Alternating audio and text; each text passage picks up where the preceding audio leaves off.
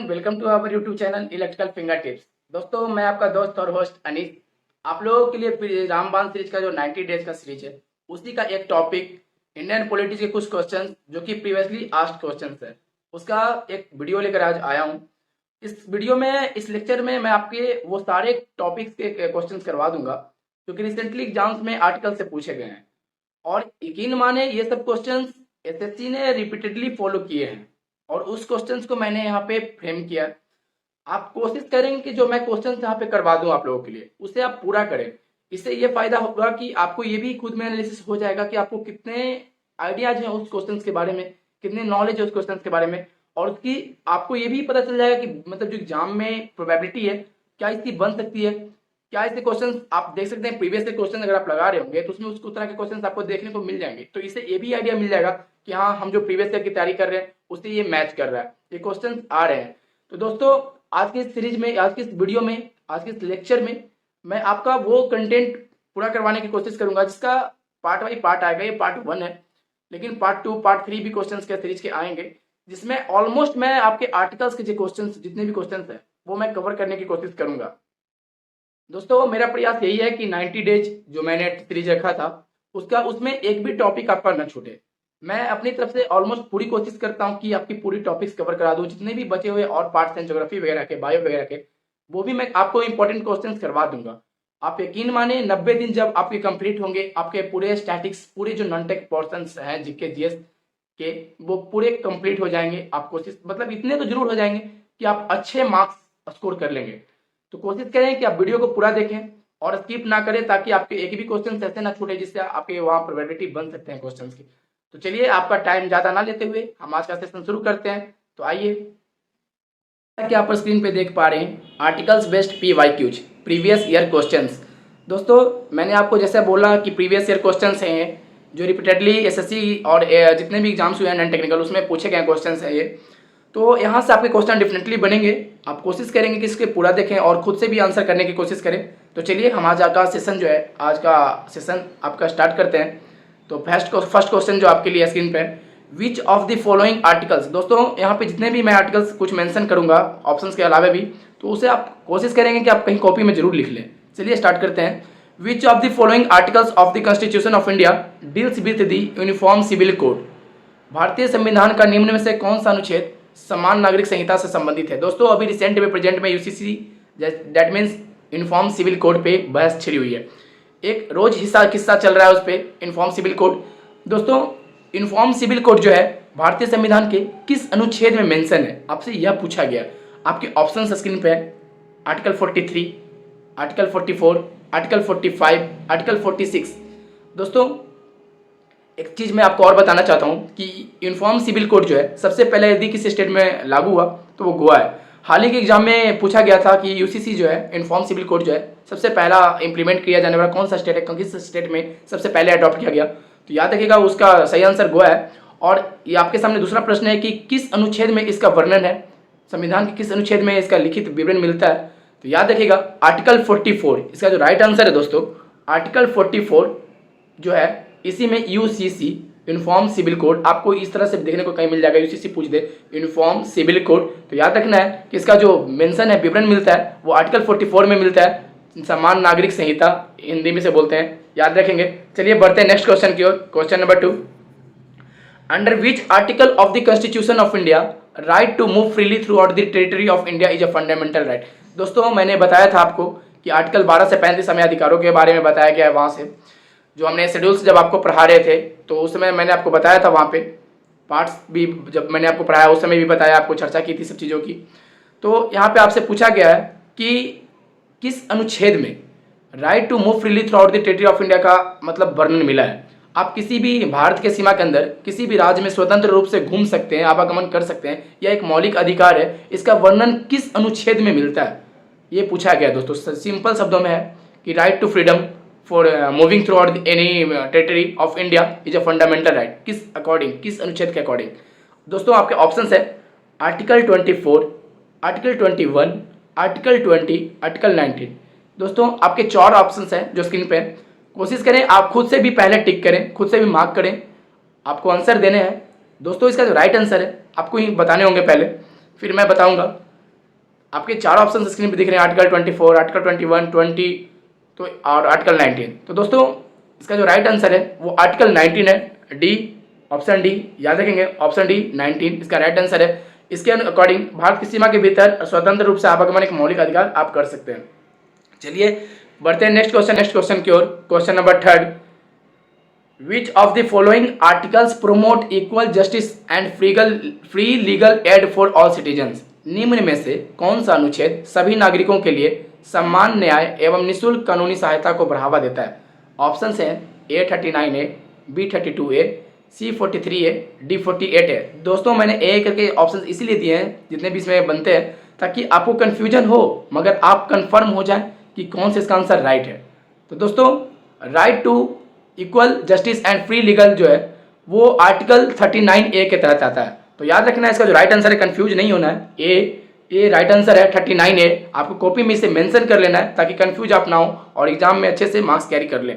चलिए बढ़ते हैं नेक्स्ट क्वेश्चन की ओर। क्वेश्चन नंबर 4, दोस्तों इसका पार्ट 2 भी आएगा जिसमें मैं कोशिश करूंगा कि ऑलमोस्ट जितने भी क्वेश्चंस हैं मैं पूरे कवर करा दूं आपके एग्जाम में, किसी भी अमेंडमेंट किसी भी आर्टिकल से क्वेश्चन ना छूटे, मेरी यही कोशिश है।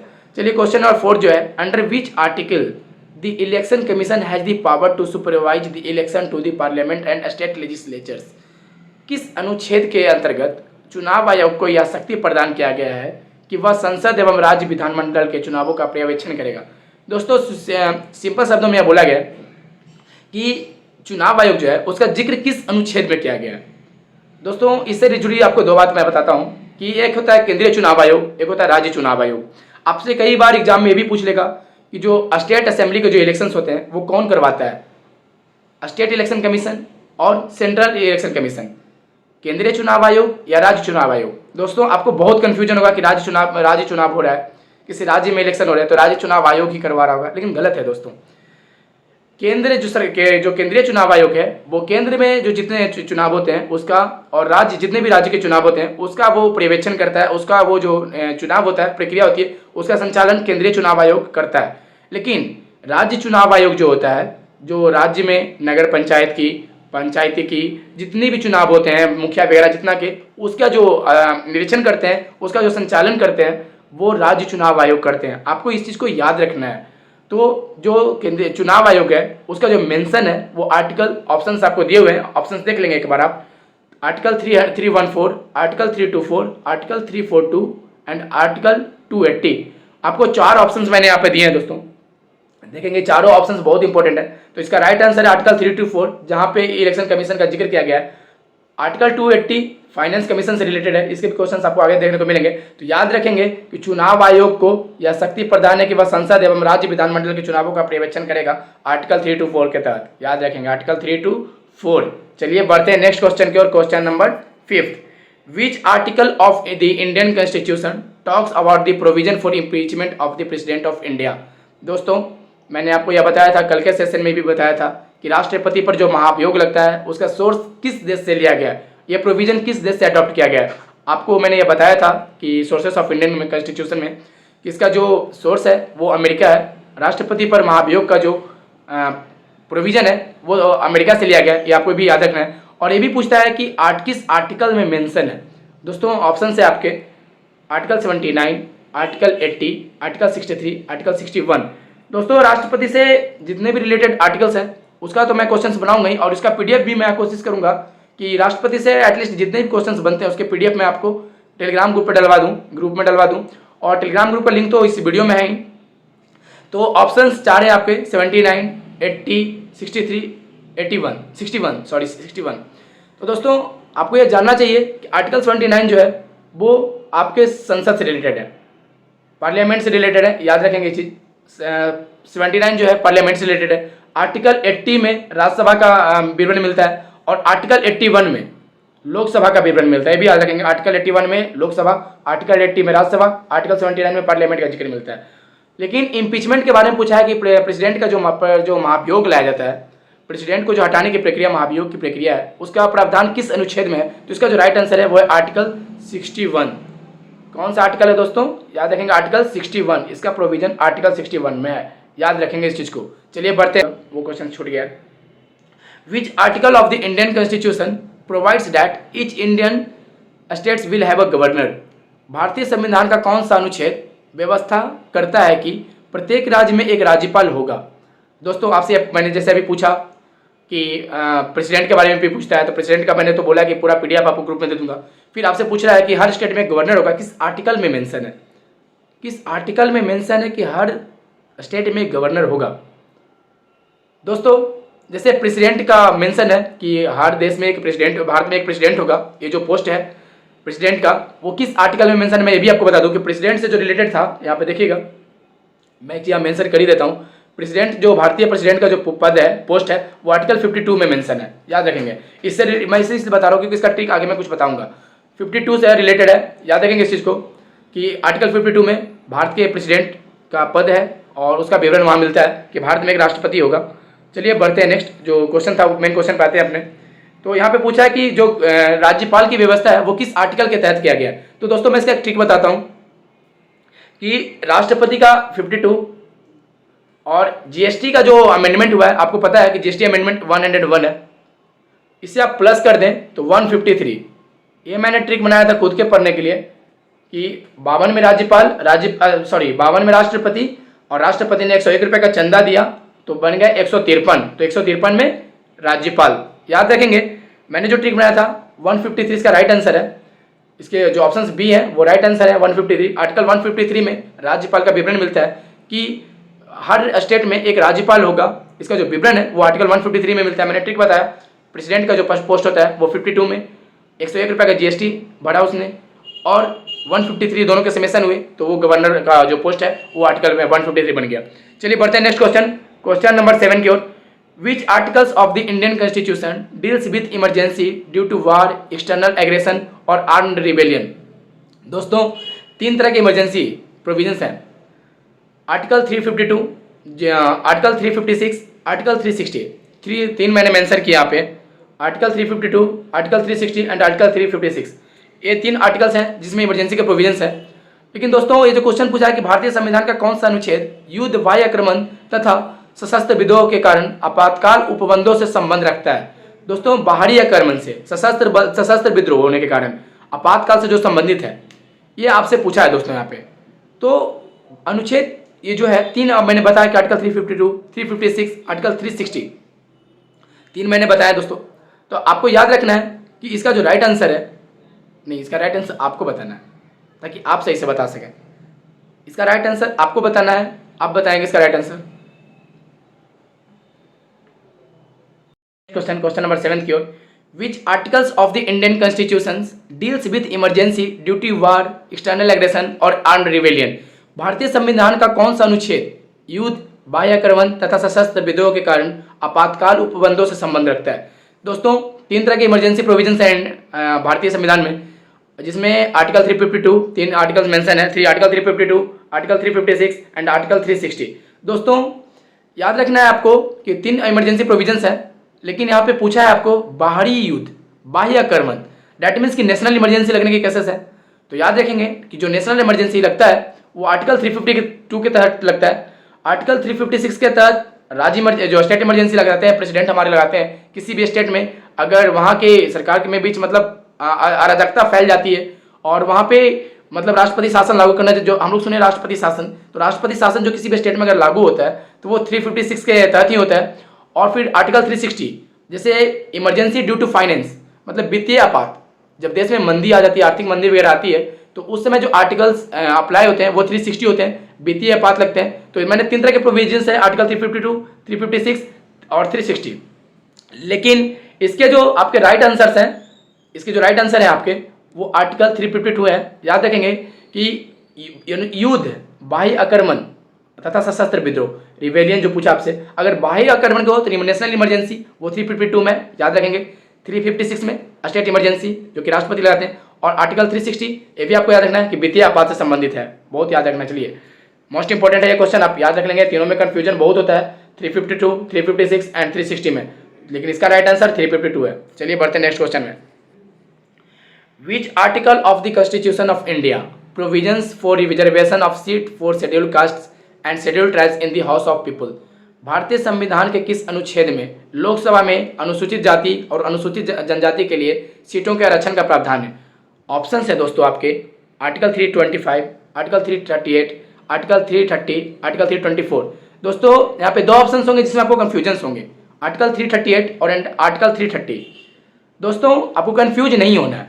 यहाँ पे अगर आपसे पूछता कि national commission for scheduled caste, उसका मतलब प्रोविजन किस आर्टिकल के तहत हुआ, जो राष्ट्रीय जनजाति राष्ट्रीय जो अनुसूचित जाति के लिए आयोग का गठन हुआ वो किस अनुच्छेद के तहत हुआ, तब आपको ऑप्शन आंसर मानने हैं आर्टिकल 338। लेकिन अगर आपसे पूछ दे कि किस अनुच्छेद में लोकसभा में अनुसूचित जाति और अनुसूचित जनजाति के लिए, that mean scheduled caste and scheduled tribes के लिए सीटों का रिजर्वेशन है, तो आपको इसका जो राइट आंसर मानना है वो आर्टिकल 330 है।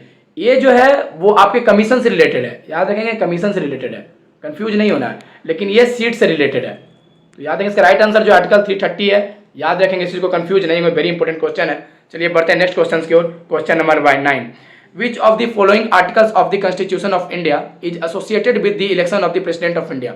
दोस्तों मैंने बताया अभी कि प्रेसिडेंट से रिलेटेड जितने भी अमेंडमेंट्स आर्टिकल्स हैं वो आपको मैं एक PDF प्रोवाइड करा दूंगा तत्काल। जितने मैंने क्वेश्चन डाले बहुत मोस्ट इंपॉर्टेंट है, आप एक बार देख लें। इसके ऑप्शन है कि भारत के संविधान के निम्नलिखित अनुच्छेद में से किसका संबंध राष्ट्रपति के चुनाव से जुड़ा हुआ है। इसमें इस तरह के क्वेश्चन है, चुनाव मंडल, चुनाव प्रणाली, इम्पीचमेंट, फिर से शर्तें, बहुत सारी हैं, राष्ट्रपति की योग्यता, ये सब बहुत सारी चीज आर्टिकल्स पूछते हैं इसमें। उसका मैं एक PDF प्रोवाइड करा दूंगा आपको। लेकिन इसका जो ऑप्शन दिखेगा आर्टिकल 101, आर्टिकल 78, आर्टिकल 74, आर्टिकल 54। देखिए दोस्तों राष्ट्रपति का जो पद है भारत में वो आर्टिकल 52 के तहत निर्धारित है, लेकिन इसका जो चुनाव है वो आर्टिकल 54 के तहत है, याद रखेंगे। इसका जो राइट आंसर आर्टिकल 54। आर्टिकल 53 में जो केंद्र की सारी शक्तियां हैं वो राष्ट्रपति में निहित होंगी, ये भी कहता है, याद रखेंगे आर्टिकल 53। ये भी कभी कभी पूछ देता है कि केंद्र की सारी शक्तियां चाहे अपविष्ट शक्तियां, जो ऐसा पूछता है कि केंद्र की अपविष्ट शक्तियां किसमें निहित होती हैं, तो राष्ट्रपति में निहित होती हैं। और प्रधानमंत्री किसके प्रति उत्तरदायित्व होता है, तो समझिए ये भी याद रखिएगा, राष्ट्रपति की तरफ उत्तरदायित्व होता है, उसका सारी रिस्पॉन्सिबिलिटी उसकी होती है। और ये भी पूछ देता है कि जो अपविष्ट शक्तियां हैं उसका जो वर्णन मिलता है किसमें मिलता है, तो आर्टिकल 53 में, ये याद रखेंगे आप। चलिए बढ़ते हैं नेक्स्ट क्वेश्चन की ओर। क्वेश्चन नंबर जो अपना है 10th, उसको भी याद रखेंगे। विच of the following articles of Indian constitution provides for the appointment of A finance commission. दोस्तों मैंने अभी बताया था फाइनेंस कमीशन के बारे में कि इसका जो प्रोविजन है वो किस आर्टिकल्स में मिलते हैं, ये आपसे पूछा है। दोस्तों आपसे ये भी सवाल कभी कभी पूछ लेगा कि कुछ ऑप्शंस दे देंगे और पूछेंगे इसमें से कौन संवैधानिक निकाय है, कौन संवैधानिक निकाय नहीं है। तो याद रखेंगे जिस कमीशन का या जिस चीज़ का वर्णन आपको, विवरण आपको आर्टिकल्स के अंदर मिल जाए, संविधान के अंदर मिल जाए, वो एक संवैधानिक निकाय है। लेकिन जिसका आपको विवरण आर्टिकल्स में ना मिले, संविधान में ना मिले, वो एक वैधानिक या विधिक निकाय है। याद रखेंगे इस चीज़ को, डिफरेंस है दोनों में।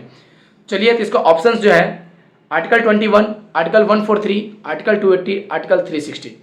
देखिए ये चारों जो आर्टिकल मैंने यहाँ दिए हैं सोच समझ कर दिया, और चारों ही इंपॉर्टेंट है। आपको इस चीज़ को याद रखना है, ये चारों ही इंपॉर्टेंट है, आप इसे भूल नहीं सकते हैं। देखिए आर्टिकल 21 राइट टू प्राइवेसी के तहत आता है। आर्टिकल 143 इसमें जो राष्ट्रपति है वो सलाह ले सकता है सुप्रीम कोर्ट से, वो है। आर्टिकल 280 इसका राइट आंसर है जो कि वित्त आयोग से संबंधित है, याद रखेंगे आर्टिकल 280। आर्टिकल 360 मैंने बताया जो फाइनेंशियल इमरजेंसी लगता है, वित्तीय आपात लगता है, उससे रिलेटेड है। तो ये चारों आर्टिकल जो मैंने यहाँ मेंशन किया है बहुत ज्यादा मोस्ट इंपॉर्टेंट है, याद रखेंगे इस चीज को। चलिए बढ़ते हैं नेक्स्ट क्वेश्चन की ओर। क्वेश्चन नंबर 11 की ओर। Under which article of the Indian constitution the quorum to constitute a sitting of the house is 1/10 of the total number of members of the house. दोस्तों भारतीय संविधान के किस अनुच्छेद के तहत सदन की बैठक करने की गणपूर्ति सदन के सदस्यों की कुल संख्या का 10वां भाग होना चाहिए। दोस्तों जैसे हमारे 2 हाउस हैं पार्लियामेंट में, अपर हाउस, लोअर हाउस। तो याद रखना है कि अपर हाउस किसको बोलते हैं, राज्यसभा को अपर हाउस बोलते हैं। लोअर हाउस किसको बोलते हैं, तो लोकसभा को लोअर हाउस बोलते हैं। तो इन सदनों में बैठक होने के लिए, सिटिंग होने के लिए, दोस्तों मैंने ये चीज़ बताया, याद रखेगा, अपर हाउस राज्यसभा, कंफ्यूज नहीं होना, lower house Lok Sabha, L for lower, L for Lok Sabha, L for lower, L for Lok Sabha, याद रखना इस चीज़ को। ये भी पूछता है हाउस ऑफ रिप्रेजेंटेटिव किसे बोलते हैं, तो याद रखेंगे प्रतिनिधि सभा किसको बोलते हैं, तो याद रखेंगे लोकसभा को बोलते हैं। इस चीज़ को भी आपको याद रखना है। जिसमें प्रतिनिधियों को हम डायरेक्ट चुनते हैं वो याद रखें प्रतिनिधि सभा होता है, जो कि लोकसभा है, क्योंकि वहाँ प्रतिनिधियों को चुनकर भेजते हैं, डायरेक्ट रूप से ही सही, लेकिन मतलब डायरेक्ट रूप से उसे हम चुनते हैं। याद रखेंगे इस चीज़ को कि प्रतिनिधि सभा लोकसभा को ही बोलते हैं। चलिए तो इसमें जो क्वेश्चन आपसे पूछा है कि किस अनुच्छेद के तहत सदन की जो बैठक होती है वो सदन में जितने भी सदस्य होते हैं, जितने सदस्य उस टोटल सदस्य हैं, उसका 10वां भाग एटलीस्ट वहाँ प्रेजेंट होना चाहिए। तो बताइए ये किस आर्टिकल के थ्रू इस चीज़ का विवरण मिलता है? ऑप्शन है आपके article 100, article 101, article 102 and article 103। दोस्तों बहुत इंपॉर्टेंट सवाल है ये, 2 से 3 बार रिपीट किया गया है, इसलिए मैंने इस क्वेश्चन को सोचा यहाँ पर फ्रेम कर दूँ। दोस्तों इसका जो राइट आंसर है वो ऑप्शन ए है और आर्टिकल 100, आर्टिकल 100 इसका राइट आंसर है। दोस्तों याद रखेंगे किसी भी सदन की बैठक होने के लिए जितने भी उस सदन की टोटल संख्या है, टोटल जो मेंबर्स हैं उसका 1/10 प्रेजेंट होना चाहिए, तब वहाँ पे सिटिंग स्टार्ट होगी, बैठक स्टार्ट होगा। इस चीज़ को याद रखेंगे आप। चलिए बढ़ते हैं नेक्स्ट क्वेश्चन की, question number 12। Which article of the Indian constitution deals with discrimination against any Indian citizen on various grounds, religion, race, sex, caste और प्लेस ऑफ बर्थ? भारतीय संविधान का कौन सा अनुच्छेद विभिन्न आधारों, धर्म, नस्ल, जाति, लिंग तथा जन्म स्थान पर किसी भी भारतीय नागरिक के साथ भेदभाव से संबंधित है? दोस्तों राइट टू मतलब यहाँ पे डिस्क्रिमिनेशन के बारे में पूछा गया और किस ग्राउंड पे है वो भी आपको मेंशन किया, वो भी आपको याद रखना है, पूछ देता है सवाल में। तो इसके जो ऑप्शन है दोस्तों वो देख लीजिएगा आप एक बार। Article 19, article 15, article 17, article 21। दोस्तों इसका आंसर आप करेंगे, आप खोज किसका आंसर करेंगे, आप एक बार पढ़ें और इसका आंसर जरूर करेंगे। चलिए बढ़ते हैं नेक्स्ट क्वेश्चन की ओर। In which article the eradication of untouchability has been mentioned? किस अनुच्छेद में अस्पृश्यता अनटचेबिलिटी उन्मूलन इरेडिक्शन के विषय में उल्लेख किया गया है? दोस्तों ऑप्शन है आपके article 17, article 21, article 25, article 36। 4 option है आपके, इसका राइट आंसर आपको चूज करना है। तो दोस्तों अनटचेबिलिटी इसका जो राइट ऑप्शन है वो है आर्टिकल 17। इसमें इसको मेंशन मिलता है, आपको याद रखना है, बहुत इंपॉर्टेंट क्वेश्चन है ये। चलिए बढ़ते हैं नेक्स्ट क्वेश्चन की ओर, क्वेश्चन नंबर 14 की ओर। Which article in Indian constitution states about fundamental duties? भारतीय संविधान का कौन सा अनुच्छेद मौलिक कर्तव्यों के बारे में बताता है? ऑप्शन से आपके article 31C, article 21A, article 15, article 51A। दोस्तों मैंने बताया था भाग 4A, जब मैं पढ़ा रहा था आपको पार्ट्स एंड शेड्यूल्स, उस समय मैंने बताया था आपको पार्ट 4A में मौलिक कर्तव्यों का जिक्र किया गया है। तो उसके तहत आर्टिकल 51A जिसमें फंडामेंटल ड्यूटीज का जिक्र मिलता है, विवरण मिलता है। तो याद रखेंगे दोस्तों इसका जो राइट आंसर है आर्टिकल 51A डी। चलिए बढ़ते हैं नेक्स्ट क्वेश्चन की ओर। Which of the following articles is related to right to freedom of religion in the Indian constitution? भारतीय संविधान के निम्न में से किस अनुच्छेद का संबंध धार्मिक स्वतंत्रता, याद रखेंगे, right to freedom of religion, धार्मिक स्वतंत्रता, right to freedom of religion के अधिकार से हैं? ऑप्शन है आपके article 21, article 20, article 25 and article 24। 4 option है आपके, लेकिन इसके 2 मैंने बताए थे। आर्टिकल 21 राइट टू प्राइवेसी बताए थे मैंने आपको। आर्टिकल 20 के बारे में भी मैंने आपको बताया है कि दोस्तों इसमें यह कहा गया कि दंड से अधिकार से मतलब रिलेटेड है कि किसी भी व्यक्ति पर एक ही अपराध के लिए 2 बार मुकदमा नहीं चलाया जा सकता है।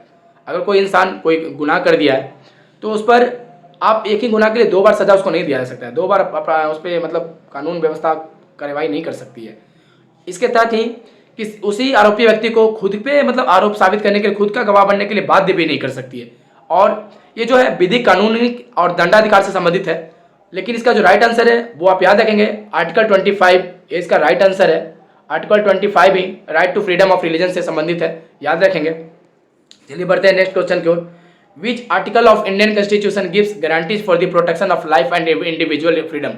दोस्तों भारतीय संविधान का कौन सा अनुच्छेद जीवन की रक्षा और व्यक्तिगत स्वतंत्रता की गारंटी देता है? ऑप्शन है आर्टिकल 21, आर्टिकल 22, आर्टिकल 19, आर्टिकल 20। मैंने अभी जिक्र किया दोस्तों कि राइट टू प्राइवेसी या राइट टू जीने का अधिकार जो है, राइट टू इंडिविजुअल फ्रीडम, आपको जिंदगी जीने का अधिकार है। देखिए दोस्तों 2 आर्टिकल्स याद रखना है, 2 आर्टिकल्स जो कि इमरजेंसी के टाइम भी सस्पेंड नहीं किए जाते हैं, वो आपके, इसका तो राइट आंसर आर्टिकल 21 याद रखिएगा, राइट टू प्राइवेसी। लेकिन जो 2 आर्टिकल्स जिसकी मैं चर्चा कर रहा हूँ, जिसके इमरजेंसी के दौरान भी उसको सस्पेंड नहीं किया जा सकता है, आर्टिकल 21 आपको मतलब जिंदगी जीने की स्वतंत्रता।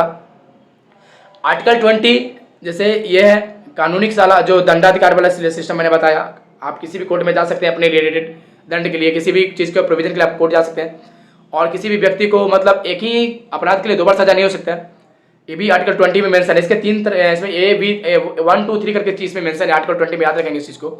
तो ये 2 आर्टिकल्स जो है वो इमरजेंसी के दौरान भी सस्पेंड नहीं होते हैं, याद रखेंगे। लेकिन इसका जो राइट आंसर है वो आर्टिकल 21 है।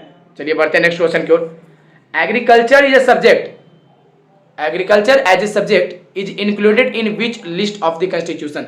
दोस्तों एक विषय के रूप में कृषि संविधान के किस सूची में शामिल है? मैंने आपको 2 सूची बताया था, कंकरेंट लिस्ट, 3 सूची बताया था, concurrent list, union list and state list.